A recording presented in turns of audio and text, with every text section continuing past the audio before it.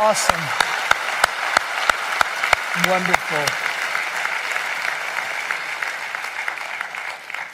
Well, obviously, Kirk Cameron, many of you remember as Mike Seaver in the 1980s sitcom Growing Pains. It's amazing for me to know him and to also remember him. It's bizarre for all of us, many of us. He starred in Fireproof, the #1 inspirational film of the year when that came out. The best-selling book was Inspired, Love, Dare. Kurt starred in Left Behind and the incredible documentary you must see if you haven't, Monumental. Absolutely love it. Kirk Cameron hosts programs, several programs on TBN. You can catch him on Takeaways with Kirk Cameron and One-on-One with Kirk Cameron. What I love, many things about him, but he has a heart for evangelism. And he, as you well know, is a co-producer of The Way of the Master with our good friend Ray Comfort. He continually hosts the American Campfire Revival live stream. I hope you follow him on that. It's awesome. And podcasting as well. And as you've known from national news, he has authored the book As You Grow. And yes, and if you don't have a copy, you need to get that book. It's a children's book on teaching morals and character. And it has caught the attention of the nation as Kurt has been brave and strong, and the Christian witness that he is to make it public and to challenge what's going on in our culture today with all of the LGBTQ and the drag queen reading hours that are in schools across the nation. Kirk thought it'd be a good idea to get his book to do the same. And it has exposed just about every school board and library that's going on in our nation. If it hasn't come to yours, it will. It's awesome. As You Grow, make sure you get a copy. And then before he steps on out here, of course, many of you know that he's married to Chelsea, and he's been married to her for 31 years in Hollywood. That is something. Kurt and Chelsea have 6 children, and they also host an all-expense-paid summer camp for terminally ill children called Camp Firefly. So give a warm welcome to Kirk Cameron.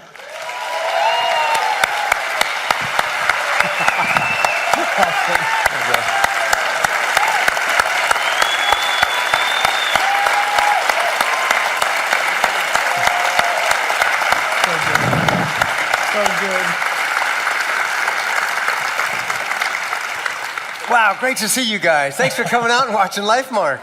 I love it. I love it. Boy, I got to tell you, right at the end there, I just picked up my phone. I was in the back, and this came to my heart and my mind. I get updates from Pastor Ron Rose. He oversees our love life. And I get this, I get these texts from him a couple times a week. Pastor Jack, 1 saved today. Pastor Jack, 3 saved today. This happens to my phone every week, where women are encouraged to make that choice. And I actually want to get out of the way, because you and I were talking backstage before this started, and you began to blow me away, and I just said, just stop and share. I mentioned that you and Chelsea have 6 kids. Yep. Talk to us about those 6 kids. Well, we have 6 children. We actually adopted our first 4 children, and then we had 2 kids the old-fashioned way. My wife is also an adopted child.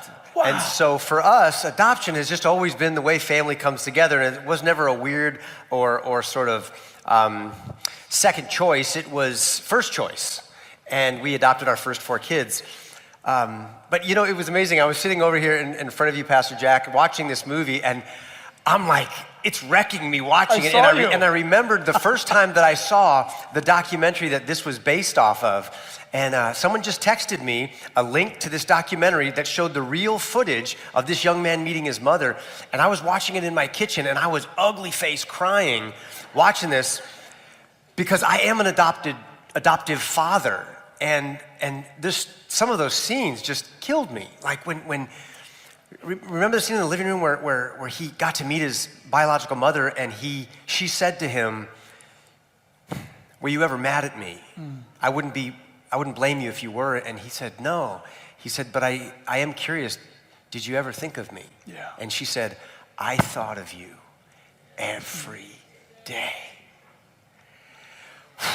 So many scenes like that just, grabbed my heart, and I knew that this was a movie that we ought to make. And so then I called the Kendrick brothers and said, guys, I want to make this movie. Do you think I'm crazy? And they called back and said, no, we don't think you're crazy. In fact, would you think we're crazy if we made the movie with you? I said, no, that'd be great. So we made the movie together, and it came out in the theaters this last summer. And man, it's just awesome to see how all these pieces came together, and how, quick story, there was one guy who was in Georgia, I believe, and he had a job doing something, but he had seen Lifemark the night before, and the next day he was Ubering to get some extra money, and he picked up a girl who got in the back of his car, and he looked at the address where he was taking her and put two and two together and figured out that he was taking her to an abortion clinic. He summoned the courage, even though he was this introverted, shy guy, to ask her a question, and he said, listen, I saw this movie last night, and I want to ask you something. Would you watch this movie? Because I know I can see where I'm taking you. You're about to make a decision that's going to change not only your life, but somebody else's forever. Would you consider watching a movie before you go do this? And she said yes. She watched the movie because he called a friend at a pregnancy care center who got on the phone with her and said that if you watch this movie, we'll come talk with you. She did, watched the movie. She was counseled by the pregnancy center who got her back in touch with her estranged family. She started going to church. She gets saved, places her faith in Jesus Christ, and chooses life for her baby. Isn't that amazing? Yeah. It's like true story. And we've heard so many different stories like that. And again, it hits home for me and Chelsea because we're adoptive parents ourselves. Absolutely. Yeah. What about the dynamics in your own home? Talk about your the mix between your adopted kids and your natural birth. What's the dynamics? Well, can I show you a picture of my kids? Absolutely. I got a picture of my family when they were little, when the kids were little. Here they are. Wow. So there's Jack, the oldest, with the fro on the left, and then you've got all of them. My daughter, Olivia, she's down here, and she's not happy about the picture. She still makes that face every once in a while. That's just kind of never really left. And there's our youngest, James, in the front pack there with Chelsea. Now here they are, the kids older. Boom. Here they are. And Jack in the back is working at Focus on the Family. He's a video producer. His wife's working with the pro-life department. My daughter Bella has been a worship director at a church in Texas. Anna worked for Save the Storks, which is another pro-life organization, which is awesome. And my son Luke, who is adopted over here on the far right, he wants to start an adoptive grant program to help families adopt children. And there's our two natural-born children there, Olivia and James.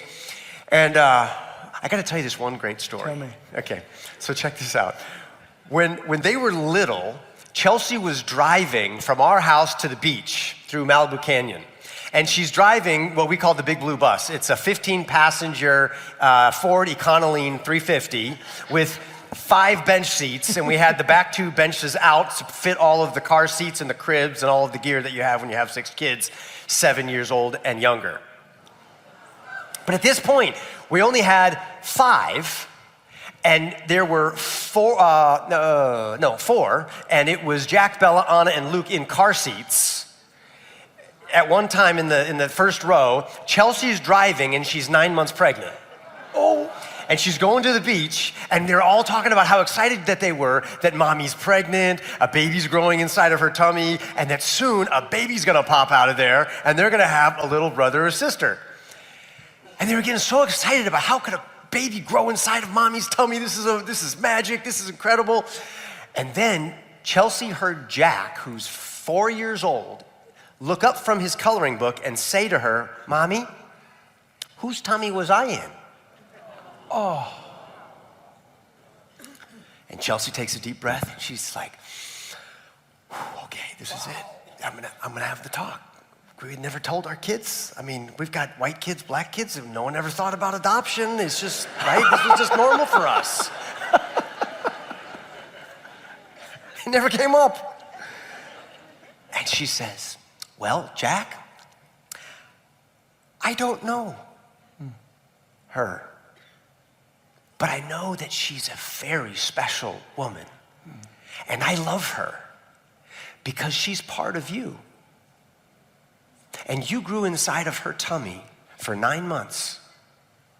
And I bet she was scared because she knew she wasn't ready to be a mommy yet. But she loved you and she cared for you and she fed you and took care of you. And she prayed that God would find just the right family for you to go to. And at the same time, your dad and I were praying because we wanted a little baby in our family. We were open to anyone, but we just trusted God he would bring us the right baby. And we were hoping for a little boy, maybe curly hair and green eyes like dad, but we were good with whatever. And then God sent an angel to that special woman. And she told her that she would find the perfect mom and dad for you. And we met that same angel lady, and God brought her to us with you, and she gave you to us. And Jack, I am so thankful for that woman who took care of you, and I hope one day I get to meet her and just tell her that I love her and thank you for the choice that she made. And Chelsea waited for his response, and he just said, oh. And he looked back at his coloring book, and he went back to coloring. And that was it. Made perfect no big deal. sense. That's right. And it was just the most beautiful thing. And a couple of our kids have had a chance to meet their biological parents. Others have not been interested in putting that together. They're cool, just the way things are. But others have wanted to check it out. And my daughter Bella, Jack, get this, my daughter Bella contacted her birth mother in Arizona. They end up connecting, and she hears the story that her birth mother found out she was pregnant as a teenager. She went to the abortion clinic, and on her way to the appointment, she got a flat tire. Rescheduled. On the second trip there, she had more car trouble. Rescheduled. On the third one, she didn't have the cash to pay up front for the abortion. And so she went to a free government clinic, and while she was waiting in the lobby, a cockroach crawled across her foot, and she said, okay, maybe this is a sign. I'm not supposed to be doing this. And she placed her child for adoption, and all she knew was that some famous couple adopted her baby girl. Wow. That's all she knew. And so she was wondering, who would it be? What famous couple do I know? And she came to the conclusion, Jack, that her daughter must have been adopted by Maury Povich and Connie Chung. Oh my goodness. It's the only couple she could think of who had adopted kids. And so she watched the Maury Povich show religiously, hoping that he one day would reveal what his daughter looked like so that she could see herself in the daughter. And then she got the call from Bella and found out that it was Kirk and Chelsea were the parents. And she, not too long before that, had watched Fireproof. It saved her marriage, and she gets saved and comes to faith in the Lord. Unbelievable. Wow. And it gets even better. It gets even better. This last Mother's Day, Bella had a chance to actually fly to Arizona, and she spent Mother's Day weekend with her biological mother for the whole weekend, meeting her for the first time in person with Chelsea and my blessing, of course. And she taped the whole thing on her phone, and she made an Instagram little mini movie about meeting her birth mother for the first time. Wow. I brought it with me. Would you like to see it? Yes. All right, yes. Check this out.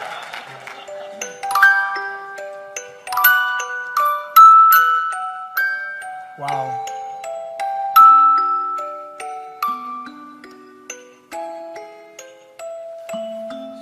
Oh my.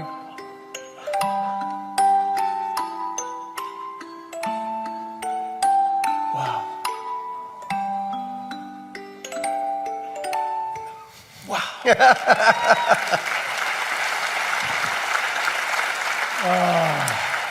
Thanks for letting me share my family with you. That's incredible. I know. It's a celebration. Everything you're talking about, what we're seeing, what we've seen tonight is a celebration of life. And the work that you all do here at Calvary Chapel Chino Hills is so amazing. What you're doing in partnering with Love Life and Jack, your whole story and the way that you're putting feet to your faith and impacting the culture and saving lives and changing family trees, and eternity is being filled with more and more people. You guys, thank you for what you're doing. This is just awesome, good, eternal work. And I'm just so grateful to be here and to be with you. I'm honored. We are so grateful. On behalf of everybody, we're so grateful.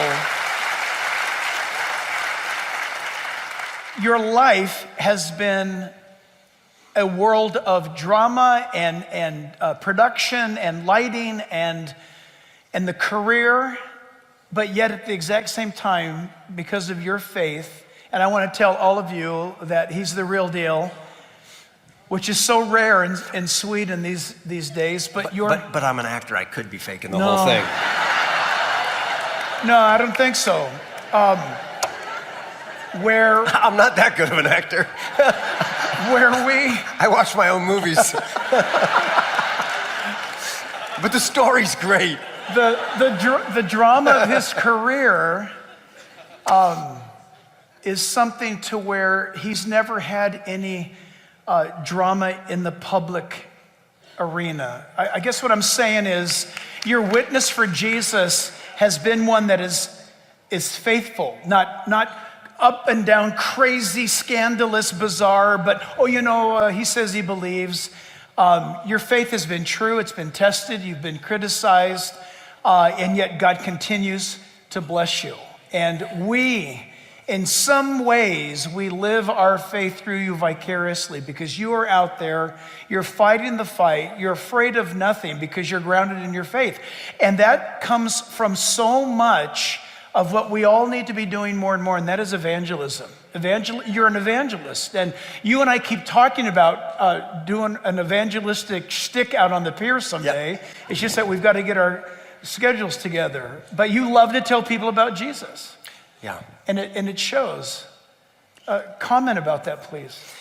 Well, I met a guy named Ray Comfort years and years ago, and I watched this video, and it was of he's this little That's right. Kiwi from New Zealand who was in the middle of Central Park in New York. He had staged a mock funeral in the middle of a Hare Krishna convention. That's him.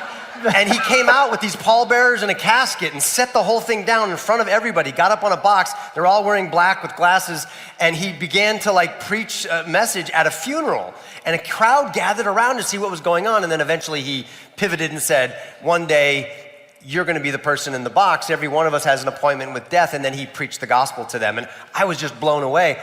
And it was interesting for me because I wanted to get to know him. I felt like I was watching a modern day John the Baptist. Yeah. And there's so many soft, squishy.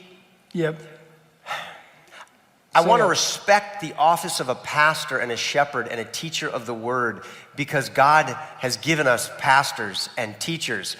But it bothered me to see so many pastors who were shying away from being as bold as a lion and preaching the word there when it interrupted people's pagan lives. But he was so courageous with it and did it in a winsome way that actually attracted sinners to the message of the gospel because he did it biblically. And that's right. I was so convicted about his preaching of the gospel that I went home and tried to share the gospel with myself because I wasn't sure that I was really saved.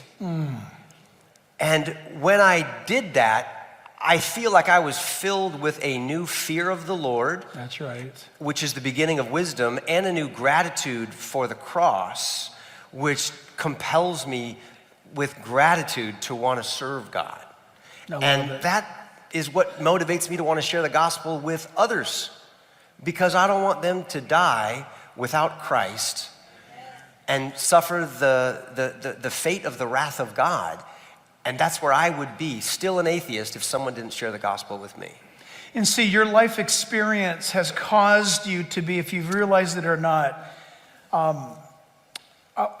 I'll explain this term in a moment, but broad spectrum. And what I mean by that is, I remember years ago in the 90s, going to Russia for the first time, right when the Soviet Union broke up, and our doctor had told us, you're going to need to take with you a broad spectrum antibiotic because you're going to be exposed to so many things. And we took these pills with us to protect us.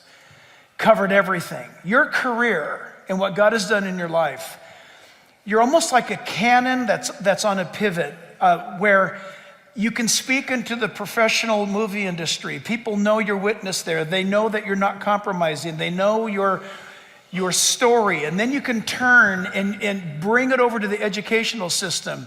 I was so impressed that it caused us, when we were taking the church on a tour of God and American Heritage Tour, I think I called you from the location, where you guys, if you've never seen his documentary called Monumental, is it on Amazon? Yeah. Is it on Prime? Yeah. It's actually free on YouTube. Someone pirated it, and you can just watch it for free now. Please see it. But when I tell you about, listen, he's ministering and witnessing to the pro-life community, to the family community, to husbands and wives, to the nation. And it's that broad spectrum ministry that you have. It's extremely rare. And you're not in one lane. You've been designed by God to be in multiple lanes. And to me, that's absolutely incredible. It's a rarity. So what do you see? What's coming in the Cameron vision barrel? What do you think? What's coming next? Well, you know, my deep concern, aside from just wanting my children to be walking in truth, and family is my first ministry, it's all of our first ministry if we have a family, is my concern for the nation, which is why I'm so grateful for all of the work that you and Team Calvary Chapel Chino Hills is doing in so many different areas. Right now, this thing kind of came out of nowhere with this children's book. I wrote a children's book, as you had mentioned earlier, and wanted to do a public reading at a public library, and I was denied by over 50 woke libraries that had hosted drag queen story hours. Yep. And they said that their messaging just didn't align. They said that we're looking for authors of color. We're not gonna support you. And then others were just like, you can fill out a form, but we're not gonna run your program. And so I challenged them and just said, hey, I hope this is just a misunderstanding. Here's a free copy of the book. I think you'll see that love, joy, peace, patience, kindness, gentleness, faithfulness, and self-control are values our kids could use today. But if you continue to be publicly committed to being inclusive and continue to exclude me because I'm a Christian, well, then I'm prepared to assert my constitutional rights in court. Amen. That's right. And then that's exactly right. That is magically, they sent a link to sign up for a reading room. Imagine. And we went there, and over 2,500 people showed up at the public library in Indianapolis, and then 1,000 at other ones. And so right now, we're going to public libraries across the country, and it's amazing. I think what's so encouraging to me is that we look at our nation right now, and we say, like, oh my goodness, can we pull this back before it goes over the falls? And my understanding of history is that revivals and awakenings most often happen during times of plagues, famines, economic collapse, spiritual decline, and moral apathy. That's right. Because people are so in the pressure cooker that those who have walked away and forgotten about God and his goodness and his faithfulness are suddenly on their backs, and they're saying, oh God, what have we done? Please, oh, rend the heavens and come down, revive us again, that we will praise your name again, oh God. And I'm seeing people, as I'm sure you are, all over the country in different forms, different groups. Some of them are Christians, some of them are just concerned patriots, some of them are just parents and grandparents who see their way of life crumbling away, and they're saying, where do we come together? And all of these little things, I think, are going to coalesce and come together, and I believe that God is going to use unexpected people in unexpected ways to bring about a great awakening, and sleeping Christians are waking up everywhere. That's right. And the good news, that is correct. The good news, this maybe gives me the most hope. This is maybe what gives me the most hope. Not only has God done this in the past, and not only have we been worse off than we are today, I mean, we're not being burned at the stake yet here in America. We don't find piles of bloody stones where Christians have been stoned to death for their faith. We're not having this conversation in a gulag. We are here worshiping in public. But the thing that gives me great hope, in addition to God's faithfulness, is that he says, I'm paraphrasing, the drag queens are not the problem. That's exactly right. The alphabet mafia is not the problem. That's right. He says, if my people, That's right. who are called by my name, get your eyes off your enemies, the Medes, the Persians, the Babylonians, the Egyptians. Go look throughout the Bible. God always takes care of those who are enemies of his kingdom and his children. What he requires is that my children humble themselves and pray and turn from their wicked ways and seek God's face. So the good news in all of that is we don't have to wait for the political party that is against Christianity to get converted. We don't need to wait for the bad guys to turn around.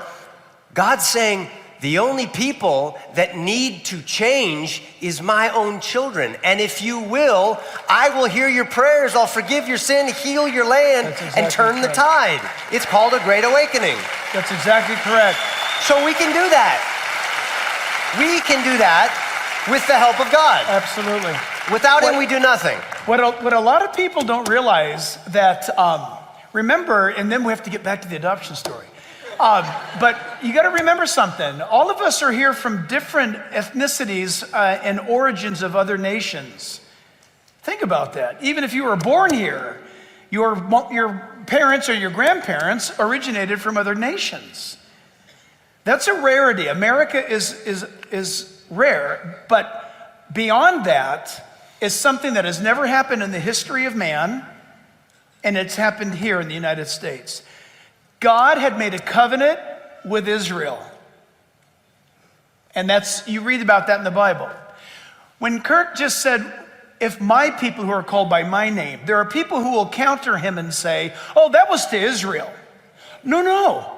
He said, people who are called by, what's the qualifier? My name. And our founding fathers knew that. And I don't know if you know this or not, but the only other nation on the face of the earth since God's creation took place that made a covenant with God outside of Israel is our founding fathers. When I say founding fathers, our pilgrim fathers. You need to remember that. I tell you, I was blown away. Last Sunday, the representatives of the Leiden Foundation from Plymouth, I was blessed to get the John Robinson, Pastor John Robinson Award. And, oh, wow. And I was completely blown away. I was shocked. I didn't know that was going to happen. But when it was being presented both in person and on video, and they reminded me about that covenant that America has made. And so anything can happen. Yes, the Lord could come back tomorrow. But if he doesn't, the Republican Party will not turn things around. The Democrat Party will not turn things around. No politician will turn things around. God is literally saying, if my people, just as you stated. That's right. Before we go any further and before we begin to wrap this up. I'm just getting started, aren't you? Well, I know. This is like, I'm starving for this. I'm starving for you guys because I know that you're my people. Let me find out. Do we have children's ministry tonight? Oh, well then. I thought we had. Okay, so if adoption has played a role in your life, I want my granddaughter to stand up. She's adopted. Okay, if any of you here have adoption in your life, stand up. If adoption is in your life, stand up. Wow. That's awesome. Thank you for that. That's absolutely amazing. Guys, let's take the first 5 people for questions because we'll manage it that way. First 5, over here to my left, to our left. And are we ready? Okay. Question. Do we have a question? While they're gathering a question, I loved what you said a moment ago, and I just think it must drive some of the people who want a certain narrative crazy. You said that we have a white family, we have a black family, and the kids never figured that out. No. And I have to confess that people remind us that we have an adopted granddaughter. I never think about it. No. It's the whole thing's family. That's right. And isn't that it's the love that has bound that family together, your family together, Yeah. that America needs today. We saw today on the news the horrific beating and death of this man in, was it Memphis? And our nation, I mean, you just want to weep to see what's going on. And I looked at Lisa and I said that there's just this lovelessness in our nation today. Yeah. And the stories, I mean, when you see lives falling apart, you often hear that it's somebody didn't know love. They didn't experience love. They didn't have love. And many times they didn't have a father's love. Yeah. And, yeah. That's right. So you've been a tremendous example. Okay, question. Do you have one? No question? You guys have a question out here? Anybody? Raise your hand. No questions? Right here. Abortion is so cheap. Why is adoption so expensive? Well, after Kirk, when he runs for president and wins someday, that should be changed. You're exactly correct. Yeah. That's a good question. Obviously, we need to change that, and I'm sure that there are people who are working on reforming not just foster care but the adoption world. There are. One of the things that I found most interesting is that there are far more couples who are wanting to adopt than there are children to adopt. And because abortions have been, so many, that there are fewer adoptions today because there are just fewer children to be adopted. And so one of the things that I'm grateful for the movie Lifemark is being played in pregnancy care centers so that young girls can see that this adoption option is something that is actually quite beautiful and help them to want to choose adoption. So I don't have a great answer to your question, but we need to make the adoption option more affordable. Yeah, I'll throw this out there. It is not, it's not advantageous to a woke government. Adoption, the process is exhausting. And by design, they make abortion easy. Now watch this. Think, your tax dollars, do your tax dollars go to adoption? No. Your tax dollars go to abortion. If Planned Parenthood didn't have an agenda, wouldn't they give the mother the option? Wouldn't they say, you have at least 2 options, abortion and adoption. We just thought you'd know that. Do they ever mention adoption? They do not. It's designed. Of course, I have a conspiracy theory about it, that it's demonic. I believe it's satanic, and the bureaucracy is satanically driven. It's a multi-billion-dollar operation, and it's Satan's pulpit. He hates you, and he wants you to be dead before you have a chance to see life. And, yep. Yes. Hi. No. Okay. I'm Faith, and I wanted to know, to people who've already committed abortion, what advice would you give for peace of mind? After watching this movie, there could be a lot of wounds reopening, and what would you suggest someone to do?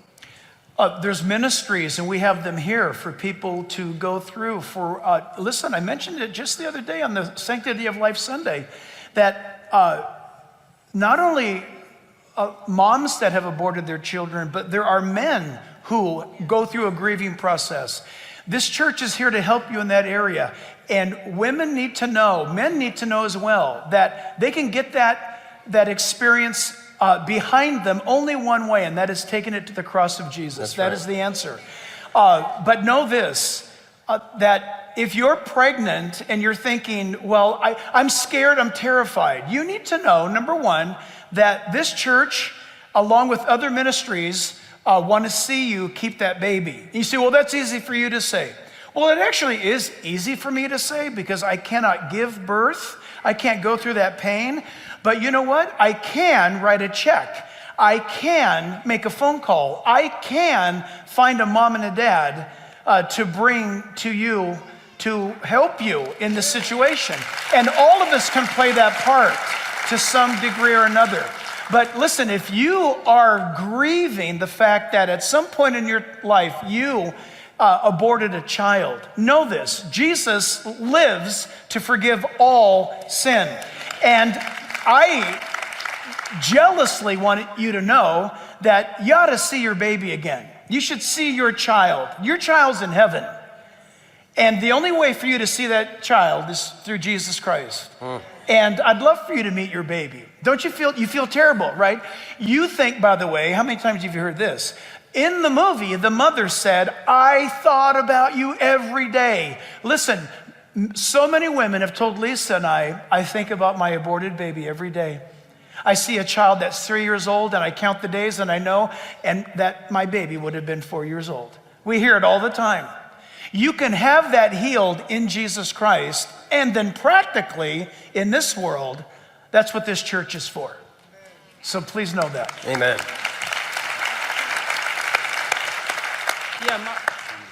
My name is Troy Hill. I have a big question, like you're saying about abortion, stuff like abortion, gay rights, LGBTQ, porn.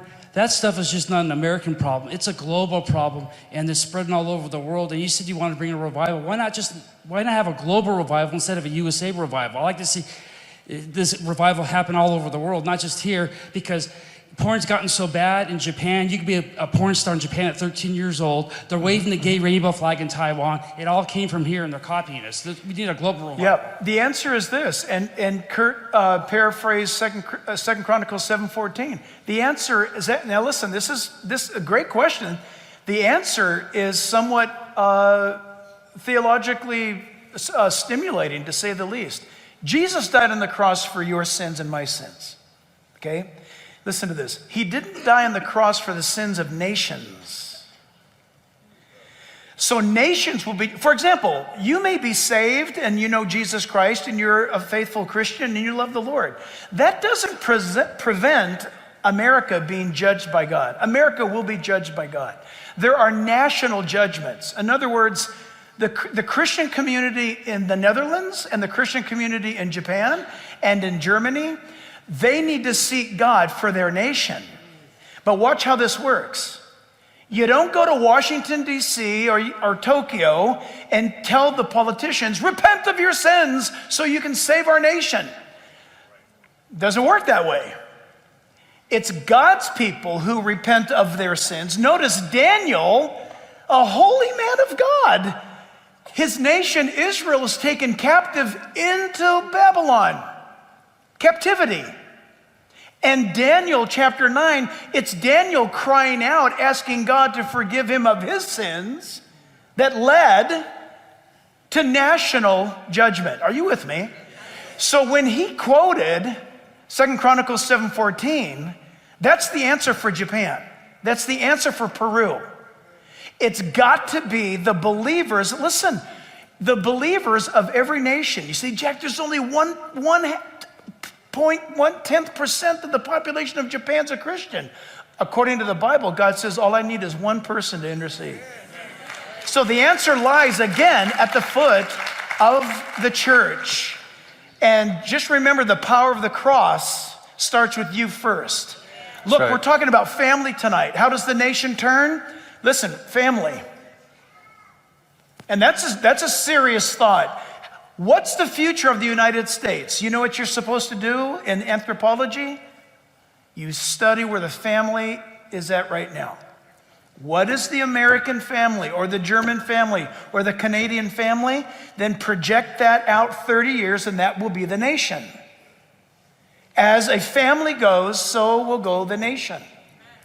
That's why what he's doing is so important. Next question. Thank you for that. Hi, my name is Ryan Kane. So I imagine as a Christian in Hollywood, you've probably faced a lot of opposition. So I was wondering if you'd like to share that, and also how we could pray for you. Thank you. So opposition is good for us. We know that from the scriptures. We can say, oh, God, you don't love me because look at all of these challenges that you're bringing into my life. And yet the scriptures say, consider it joy when you enter into various trials because of your faith, because in those trials is the workshop where God is producing faith and character and hope and the kinds of virtues that you need so that you're ready for the next assignment that he brings to you. So it's like physical resistance training grows our muscles, and spiritual resistance training will grow our faith. So when I was 17 years old on Growing Pains and I was objecting to storylines on the show, I wasn't trying to be this Hollywood diva that was looking to just throw religion around and cram it down other people's throats as some of the producers thought I was. I was just trying to make good on a promise to God that I would try to live a life that was honoring to him and was honoring the families who trusted Growing Pains as a family show that they could watch their kids. And I got some flack for that. They made up stories about me. They did other things. I'm not going to say that that's genuine persecution like we see in the Middle East for Christians today. It's not on a whole different level. But that pushback that I did receive and that I continue to receive, that's where my faith was formed. That's where my character was forged, Amen. where my convictions were hardened so that I could say, this is who I am, this is what I'm about, this is what I will do, and this is what I will not do. And that has served me so well through the years and the decades. When you see teenagers particularly, or children actors in Hollywood, as adults, often you see that they have gone through a moral meat grinder and they come out the other end just, really destroyed. And I understand that, and I look back and say, thank God somebody took me to church and I heard the gospel and they took the time to explain it to me so that I got down on my knees and said, God, I don't know how you fit Noah into all those animals into that ark. I don't know whether or not, the Bible is the word of God, but what I do know is that if I stand in front of you one day and you judge me according to the things I've done, I'm not going to heaven. If you sent someone to save me, give me what I need and make me the man that you created me to be. Forgive me for my bad things and show me how to be who you want me to be. That's what set me on a different course. And I look back at those difficult, challenging years in Hollywood and see that that's exactly what prepared me today to be walking into libraries with, men in fishnet stockings looking cross-eyed at me. For real. Because they don't like that we're challenging their narrative and their agenda for the next generation. And there's nothing worse than to get beat up by a man wearing fishnet stockings, as it was in the days of Sodom and Gomorrah.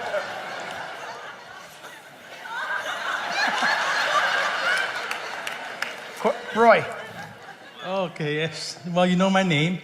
So, you guys are talking about the question I want to ask, because same-sex couples that adopt, and I see loving, but I also hear about abusive, going in that direction. I don't know how true it is, but No, I don't even know how to ask the question. But no, we got it. yeah.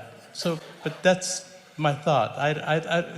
When I see same-sex couples Yep. loving the kids, I go, God, something's wrong.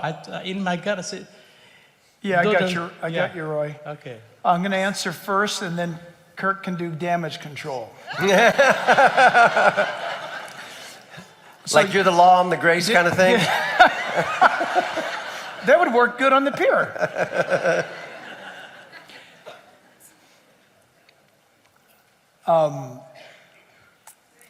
No, I am going to say it. I'm just trying to frame it. Give him a minute.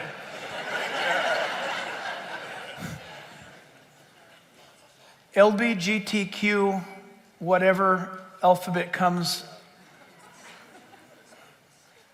is aberrant conduct for whatever. I'm not going to get into the reasons. It could be abusive reasons. It could be that, and as most researchers say, children who have grown up to be in that environment were often exposed to extreme pornography and or sexual abuse, which completely ruins their ability to function. At this pulpit many years ago, he's now dead. He went to heaven. But Cy Rogers stood here and explained and told us about his 20 some odd years of a homosexual lifestyle, being raped at the age of 2 years of age all the way up into just his preteens by his mother's boyfriends. And that he was the first scheduled sex change surgery at Johns Hopkins University scheduled, first one in the entire United States. It had never happened before. And 2 weeks before his surgery, he had gone through 14 months of hormone replacement therapy. And there was an election, a new administration, a new president that pulled the funding for those government-funded surgeries that left him completely in no man's land. Hormonally, he's a female to as best as you could possibly be. Physically, he's a male. And he meets two homosexuals that are together, and they share with him that they have now heard the gospel and that they had accepted Jesus Christ and that they were going to be breaking up their relationship and living the way that God would have them to live. It completely blew his mind. But in that message that he gave here, Cy Rogers said, "You may be asking me, why would anyone be involved in a homosexual relationship?" And he said, because as a human, bad love is better than no love. I was profoundly shocked by that. Let's remember something. When a same-sex couple adopts a child, number one, they're attempting to be normal. They want to look normal, they want to feel normal, but they have to borrow from normal to try to do that, but it's never normal. When they themselves have had a skewed experience of love, it's very difficult for them to love. That's why statistically you will hear and see, and law enforcement knows about this, that the abusive situation with same-sex couples and children is a bad scene. Why? Because the abuse between same-sex couples is a bad scene, and there is no worse crime scene among domestic violence than a lesbian relationship. And when studied, they tell you that the reason males are involved in a situation because predominantly they're driven by sex, gratification, and a little bit of emotion. The exact opposite for a female relationship. The female is not so driven by sexual experience. The female is searching for an emotional experience that she's never had before. And maybe it was wrong with her father, and it was wrong with boyfriends, or it was wrong with her brothers. It was just wrong. And so she's searching. And when two females come together in a relationship, listen, you can read about this. In fact, get the book Correct. Frank Turek. Yeah, correct, right? Correct, but not politically correct. Yes. There's tremendous research in that book. And what happens is when a female relationship breaks up because it's so emotionally invested. That's why lesbian suicide is so high and the relationships are so dangerously brutal. Because when their emotions are damaged, there's no greater violence than emotionally driven violence. And it's a very tragic story. Getting back to the adoption. In this broken world of ours, they will never stop allowing that kind of adoption to take place. CPS pretends they care. They don't care. If they cared, they would look at the data and realize it's not statistically safe for a child to go into a same-sex relationship because both relationships tend to be very violent. But that cannot be said publicly. That cannot even be discussed. And so frankly, it's a very tragic situation. When I see such situations, I pray for the child. Dear God in heaven, lead that child into truth, protect that child's physical life and mental life, and give them salvation, Lord, please. And for those two men, I pray, God, that you'd bring them to the light, just like you did with Cy Rogers' friends. So it shouldn't be happening. It's an abomination to God. But we live in a messed up world. All the more reason why you should trust Jesus Christ, who went to the cross for you, and me, who died on the cross, who rose again from the dead, who forgives all manner of sin. God's not interested he's not interested in our stories. He's interested in our hearts coming before him broken and accepting responsibility and asking him to forgive us. And he makes us new. He makes us new.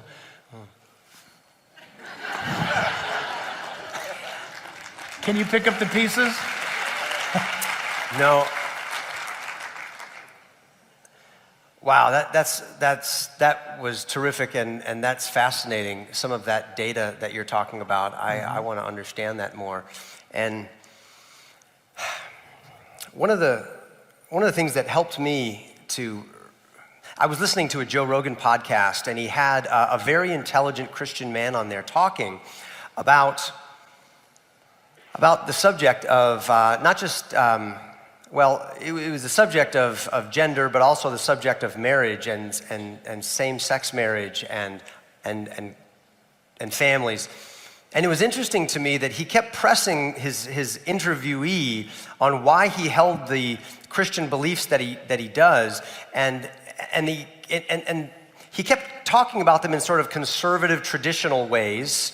And Rogan, just like a good cage fighter, kept backing him into the corner until he forced him to talk about the foundation of his beliefs. And what became obvious to me is that what Jack is saying only makes sense when we start with the Bible. We can talk about statistics, we can talk about anecdotes and stories, but if we really want to get to the very heart of it, all of the stories are true because God's word is true when it says that in the beginning he created a man. It was not good that man was alone. He broke man in two and removed part of man from his side and created a woman, and then brought the two back together to become one. And so you have one that it becomes two, and then two becomes one, and that oneness is seen physically, manifestly in the product of that man and woman's union, the child. Wow. Physically, you can see parts of your son or your daughter in you and your spouse, right? And that's a magical, mysterious, spiritual thing that God does between a man and a woman. And by design, God says, that is good. God creates that, and that is a family, and those children need their mother. They need their father.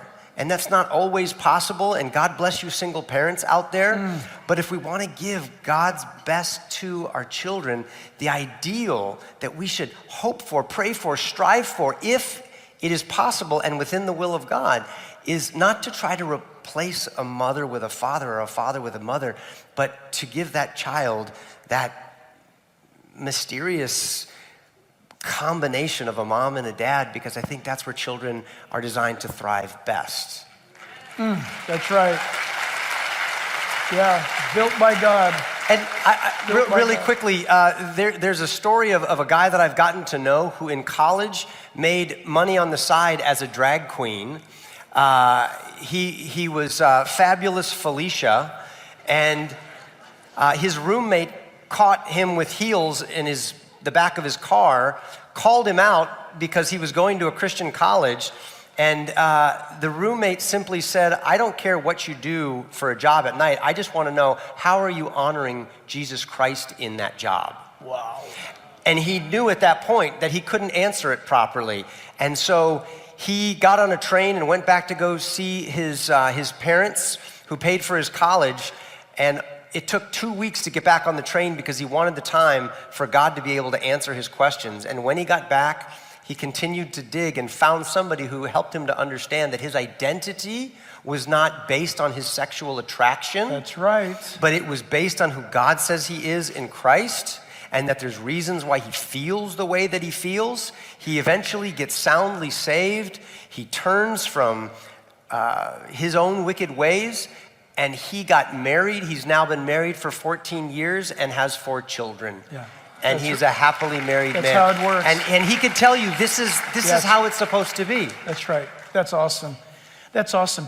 Listen, as we wrap this up, I want to encourage real quick, moms and dads, grandmas and grandpas, caretakers, if you have a child in your life that's attending public school, you need to be involved in their lives more than ever before. And I know you're busy, we're all busy, but you got to ask questions of your kids. You got to find out what's going on in their public school classroom. I've often joked around with you guys that I wish I wore a pastor cam, body cam, where I could play back things to you and have you hear or see things. But I just want to put all of you on notice that right now in many of our public school systems, children are being told in their classrooms, if you've ever thought about what it would be like to fill in the blank, whatever, then you're probably LGBTQ. Now you watch a kid that's in the 4th grade, when the teacher gives that power suggestion to them, knowing, listen, we know, Satan is real and tempts people and throws things out there. When you plant something in somebody's mind, even if it wasn't there before, now you put it in. You know, you get it, you got it. When the kid then thinks a day or 2 or 3 or a month later, a thought, guess whose authoritative guidance comes in over the speaker in the head? My teacher said that if I have this thought, I must be gay. Your kid comes home and tells you, and then you tell me in the foyer, what do I do with my son's gay? Well, how do you know that? Well, the teacher said if you've ever had this curiosity, then you're gay. Do you know that's called grooming? And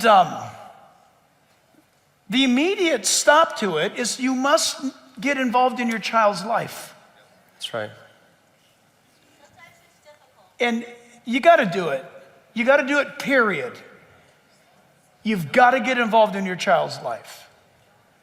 Because if you have access to your child, and I assume you do, you can ask questions. You know, I'm not talking about being Nazi with a light suspended over their head and tied to a chair. Start asking them questions. How was school today? What were some of the topics you talked about? Anything said in school that bothered you? Talk to your kids. Talk to them. Because we're losing our kids.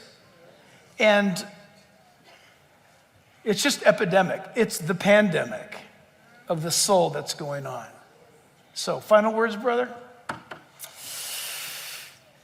This has been so good. I'm glad. I need to live closer so I can just come to this church every Sunday.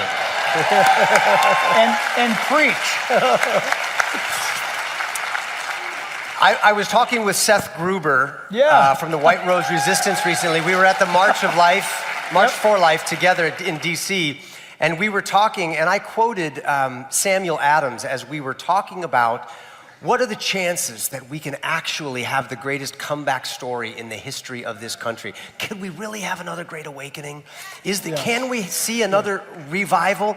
And I quoted Samuel Adams, who I love. I like to say Samuel Adams, he made a great beer, but he made an even better founding father. And he said, it does not take a majority to prevail, but rather a tireless, irate minority, yes, keen on setting brush fires of freedom in the minds of men. That's great, that's right. And he trumped me. He said, I got a better quote for you. He said, from an even wiser man, Gandalf the Grey. And it was such a good quote that I had to memorize it. And he said, with regard to there being so many evils in our culture, how can we possibly make a dent? What is our job to do? And he quoted Gandalf the Grey, who said, other evils there are that may come. For even Sauron himself is but a servant or emissary. Yet it is not our part to master all the tides of the world, but to do what is in us for the help of the years wherein we are set, uprooting the evil in the fields we know. Yes. So that those who live after may have clean earth to till. Wow. What weather they shall have is not ours to rule.